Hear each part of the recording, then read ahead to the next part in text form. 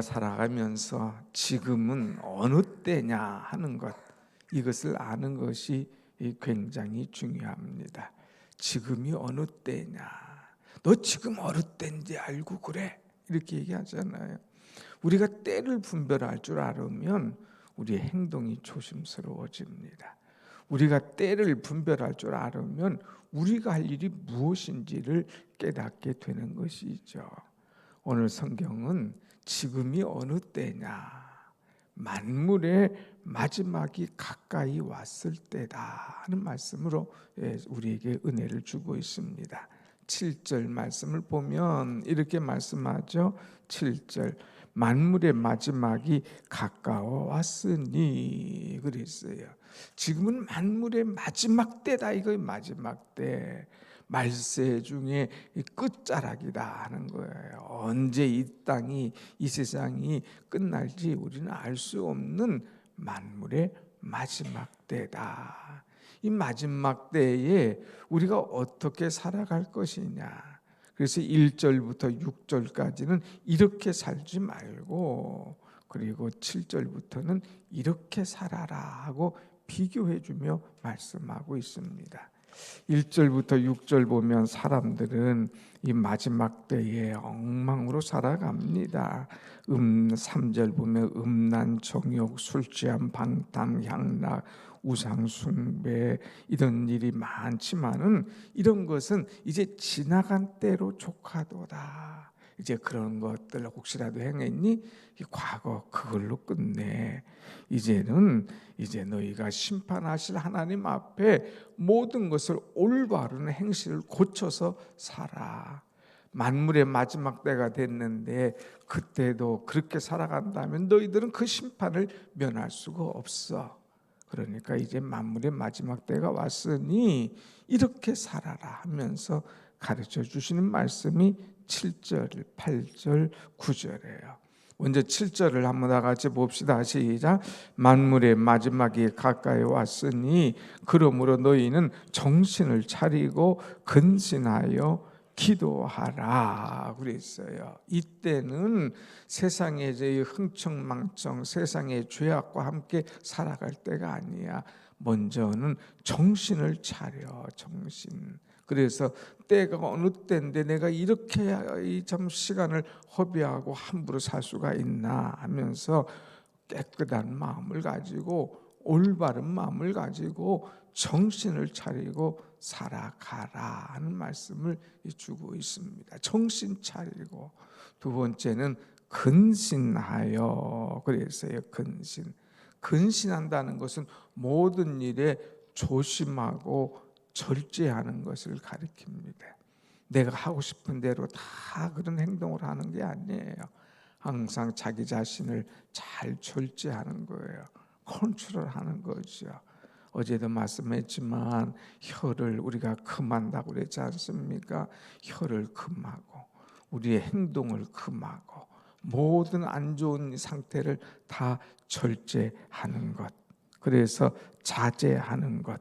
그래서 우리는 성도들은 항상 근신하고 자기의 행동 거지를 잘 조심해야 될 것이다 하는 거예요. 그 다음에 무엇보다 중요한 것은 정신을 차리고 근신하여 기도하라 그랬어요. 기도하는 것, 이것이 이 만물을 살아가는 이 첫 번째 지름길인 것을 우리에게 가르쳐 주고 있습니다. 여러분, 이 사단은 우리에게 항상 기도하지 못하게 하죠. 그러나 깨어있는 사람은 기도하는 사람이에요. 주님 언제 오실 줄 모르는데 우리가 기도하며 주님 오실 날을 준비하는 것이죠. 조금만 방심하면, 문 열려 있으면 사단은 그냥 와서 우리를 공격합니다. 그러니까 항상 깨어서 근신하고 기도해야만이 어떤 사단도 어떤 악들도 우리가 넉넉하게 이겨낼 줄로 믿습니다. 아멘. 기도하라. 두 번째는 이제 8절 말씀 한번 같이 봅시다. 8절 시작. 무엇보다도 뜨겁게 서로 사랑할지니 사랑은 허다한 죄를 덮느니라. 아멘. 이제 만물의 마지막이 가까운 이때에 우리가 할 일이 뭐냐? 사랑하라. 사랑. 그런데 여기 보면 서로 사랑하라. 사랑받으려고만 하지 말고 서로 사랑을 주고 또 사랑을 받고 하는 그런 존재가 되라고 하는 거예요. 당신은 사랑받기 위해 태어난 사람. 우리는 사랑받는 존재이죠. 그런데 내가 받은 사랑만큼 줄 수 있는 그런 사람이 되라 이거예요. 사랑을 줘. 마지막 때에 정말 필요한 것이 뭐냐? 사랑이라는 거죠. 사랑하게 되면 이 사랑의 최고의 참 힘이 뭐냐? 허다한 죄를 덮는다고 하는 겁니다. 사랑이 없으면 자꾸 들쑤셔내죠. 사랑이 없으면 자꾸 찔러댑니다. 그러나 사랑은 모든 것을 덮는다고 하는 거예요. 우리가 기도할 때마다 사랑으로 덮지 않습니까? 모든 것을 덮어줄 수 있는 사람. 그래서 허다한 죄, 여기 보면 이 죄가 얼마나 많은지 굉장히 많잖아요. 눈을 볼 때 마치 그냥 지금 안 보이는 것 같지만 라이트를 쫙 비치면 막 먼지 막 엉망 다 보이지 않습니까?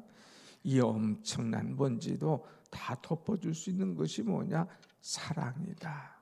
이 허다한 죄를 덮어주는 사랑, 이 사랑을 서로 실천하며 살아라 하는 말씀을 우리에게 주고 있죠. 그 다음에 이제 만물의 마지막 가까운 이때에 우리가 할 일이 뭐냐? 봉사하는 거예요. 봉사. 여러분 10절 말씀 9절 10절부터 한번 같이 봅시다. 9절 10절 시작. 서로 대접하기를 원망 없이 하고 각각 은사를 받은 대로 하나님의 여러 가지 은혜를 맡은 선한 청지기 같이 서로 봉사하라 그랬어요. 봉사하라. 봉사. 이것도 서로 봉사. 봉사할 때 자세는 은혜를 맡은 청지기 같이. 이 청지기는 모든 것이 자기의 것이 아니지 않습니까? 주인이 따로 있지 않습니까? 그런데 주인이 나를 불러주셨어. 주인이 나를 써주셨어. 이것이 얼마나 감사한지. 인력시장에 나갔는데 거기 나가서 하루를 식구 벌어야 일해야 하루를 이제 일당을 받아서 식구들을 벌어먹일 수 있는데 아침 일찍 나가는데 누가 나를 불러주는 사람 없어. 첫 시간에 가니까 힘 있는 사람 탁 데리고 나가죠. 9시에도 또 데리고 나가죠. 12시도 또 데리고 나가죠. 3시도 또 데리고 나가죠. 이제 끝났다 이거예요. 일은 6시에 끝나는데 누가 나를 데리고 갈까? 그래도 혹시나 하고 기다리고 있는데 5시가 됐는데 주인이 와서 탁 나를 잡아가지고 나하고 함께 일하자 해가지고 데리고 갔다 이거예요. 그런데 결산은 몇 시에 하느냐? 6시에 결산하는데 아침 새벽부터 온 사람이나 5시 온 사람이나 임금이 똑같아. 아침 새벽에 온 사람은 불평하죠. 불만이죠. 근데 늦게 온 사람도 한 데나리온, 일한 삭을 주는 거예요. 얼마나 감사한지. 나 같은 사람을 불러서 이렇게 품꾼으로 삼아주시고 일할 수 있는 기회를 주셨다는 것 얼마나 감사한지 몰라요. 여러분, 우리는 이 은혜로 이 청지기의 사명을 감당한다면 감사할 수밖에 없습니다. 나 같은 사람을 이렇게 마지막 때에 불러서 이런 청지기로 이런 일을 할 수 있는 기회를 주셨다는 거 감사. 그런데 일을 하는 사람도 아침에 일찍 나온 사람은 감사가 아니라 불평인 거죠. 어떻게 5시 나온 사람도 한 데나리온? 나는 아침 일찍부터 나와서 하루 종일 했으니까 좀 많이 주겠지 하고 딱 기대했던 사람도 한 데나리온. 감사보다는 불평이 나와요. 비교하면서. 사랑하는 여러분, 우리는 하나님의 일을 하는 사람은 비교할 일이 아니에요. 불평할 일이 아니에요. 하나님께서 나를 써주신 것, 세워주신 것, 은혜로 직분 맡겨주신 것, 일할 수 있게 해주신 것, 이것 자체가 은혜인 줄로 믿습니다. 아멘. 그런데 나를 알아주지도 않아. 나는 이 교회의 기초야. 이 교회에 아주 오랫동안 되었어. 근데 나를 몰고 알고 이렇게 한다면 점점 불평이 나오고 원망이 나오고 그때부터 좌절해 가는 거예요. 그러니까 우리는 봉사할 때 남하고 비교하면 안 됩니다. 비교할 때 남과 이렇게 차별을 두어서는 안 돼요. 항상 은혜를 맡은 청지기 같이 아름답게 주신 사명, 주신 힘, 주신 능력대로 잘 봉사하는 것, 이것이 우리가 아름답게 살아가는 비결임을 가르쳐 주고 있습니다. 그래서 만물의 마지막이 가까운 이때에 세 가지: 기도하라, 두 번째는 사랑해라, 세 번째는 봉사해라. 이 세 가지예요. 이 세 가지를 놓치지 말고 우리가 항상 이렇게 살아갈 수 있는 여러분들이 다 되기를 간절히 원합니다. 아멘. 그런데 우리가 봉사할 때에 하나 유의할 것이 있어요. 내 힘으로 하다 보면 지칩니다. 내 힘으로 하다 보면 이제 사람을 비교하고 바라보고 불평하고 원망합니다. 꼭 하나 있다면 하나님이 주시는 힘으로 이 일을 감당할 수 있는 사람이 되어야 됩니다. 자, 여러분 11절 말씀 봅시다. 11절 시작. 만일 누가 말하려면 하나님이 말씀하시는 것 같이 하고 누가 하라. 아멘. 우리가 모든 일을 할 때에 하나님이 말씀하시는 것처럼 하고 하나님께서 내게 힘 주신 것 가지고 이제 봉사해라 이거예요.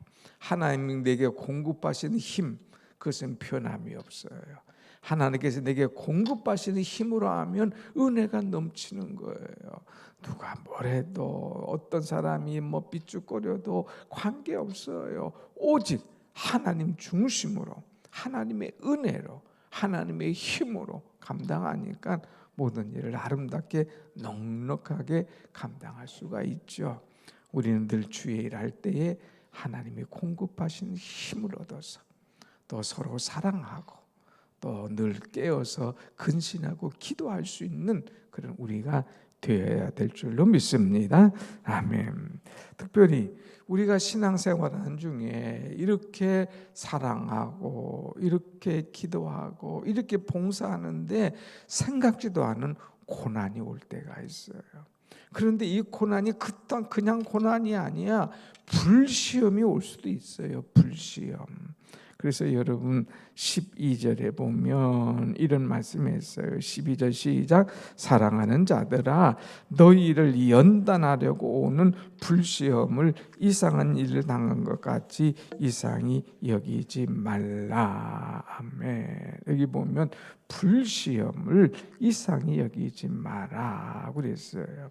여러 가지 시험 가운데 감당할 수 없는 불시험이 우리에게 닥칠 때가 있죠. 이런 일이 올 때는 이 기도하고 깨달을 것은 아하, 하나님이 나를 연단하시기 위해서 이렇게 이런 불시험을 주시는구나 하는 것을 깨달으면 틀림이 없습니다. 한번 불시험 당해보면요 외재간한 일 가지고는 흔들림도 없습니다. 한번 불 속에 들어갔다 오면 아주 뜨거운 맛을 봤는데 아이고 아직 이 미지근한 거, 아이고 조금 살짝 더운 거, 그거 아무것도 아닌 거예요. 그러니까 이는 불시험도 그때는 그것이 그렇게 힘들고 그것이 그렇게 어렵고 그것이 그때 포기하고 싶은 그런 생각이 들었지만 그러나 이것을 잘 견뎌내고 이겨내니까 오히려 남은 일들은 평탄하게 갈 수가 있는 거예요.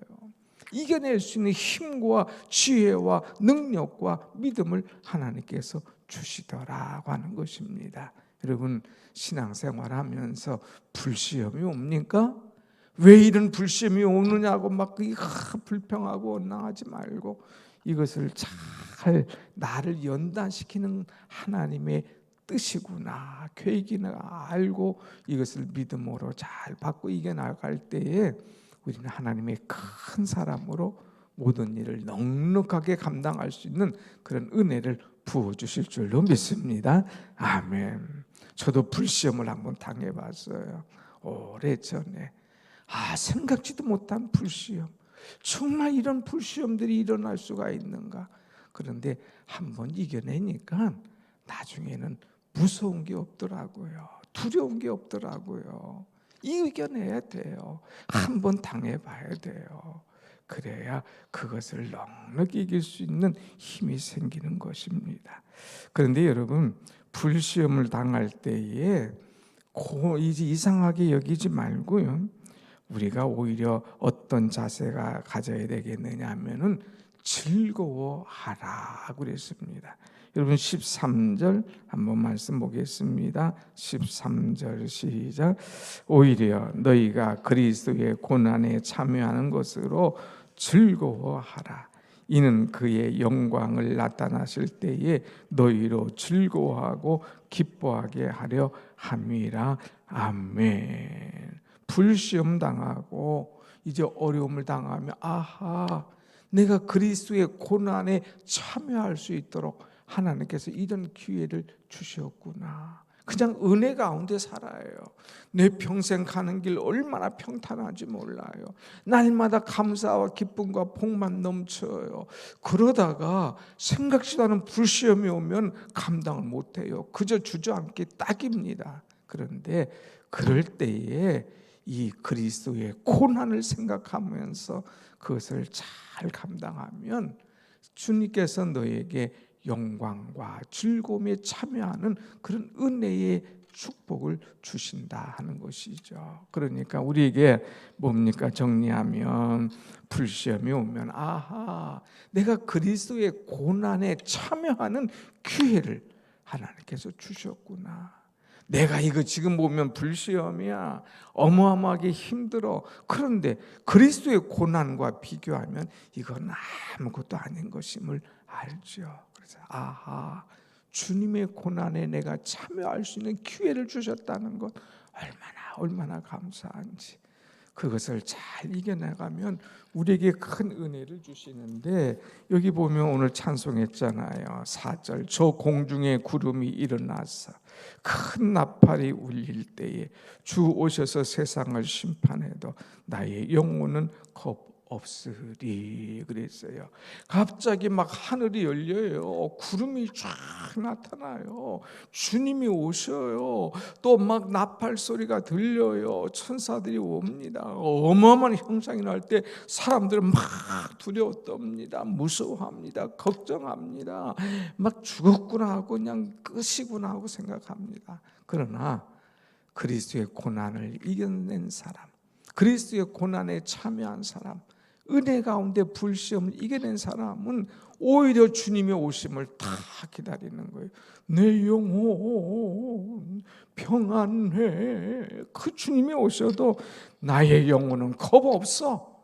오히려 그리스도의 고난에 참여하고 그 은혜 가운데 거하게 보니까 겁도 없고 두려움도 없이 오히려 평안한 중에 주님을 맞이할 수가 있다고 하는 것입니다. 사랑하는 여러분, 어떠한 불시험도 잘 감당하고 이겨내서 주님 오실 때에 두려워하지 말고 겁내지 말고 평안한 중에 주님을 맞이하는 여러분의 신앙이 되시기를 축원합니다. 아멘. 자, 14절 말씀 보면 너희가 그리스도의 이름으로 치욕을 당하면 복 있는 자로다. 불시험을 잘 감당하는 사람은 오히려 그 사람은 복 있는 사람이야. 영광의 자리에 참여하는 사람, 두 번째는 복 있는 사람이라 그랬습니다. 그래서 16절 마지막 다 같이 봅니다. 시작. 만일 그리스도인으로 고난을 받으면 부끄러워하지 말고 도리어 그 이름으로 하나님께 영광을 돌리라. 아멘. 우리가 그리스도인으로서 어떤 생각지도 않은 고난을 당한다 이거예요. 그럴 때에 그 일로 인하여서 부끄러워하지 마. 그 당하는 고난 그것은 잠깐이야. 그러나 주님과 함께하는 것은 그 영광은 영원한 것이야. 그러니까 부끄러워하지 말고 오직 정신을 차리고 근신하고 기도하면서 이 모든 것을 이겨내는 그런 자가 되라 하는 말씀을 주고 있습니다. 사랑하는 여러분, 지금은 만물의 마지막 때입니다. 근신하여 기도하고 사랑하고 봉사하는 사람, 여러 가지 생각지 않은 불시험이 와도 오히려 그리스도의 고난을 생각함으로 모든 것을 넉넉히 이길 수 있는 참 믿음이 오늘 여러분의 것이 되기를 간절히 축원합니다. 아멘. 기도하십시다.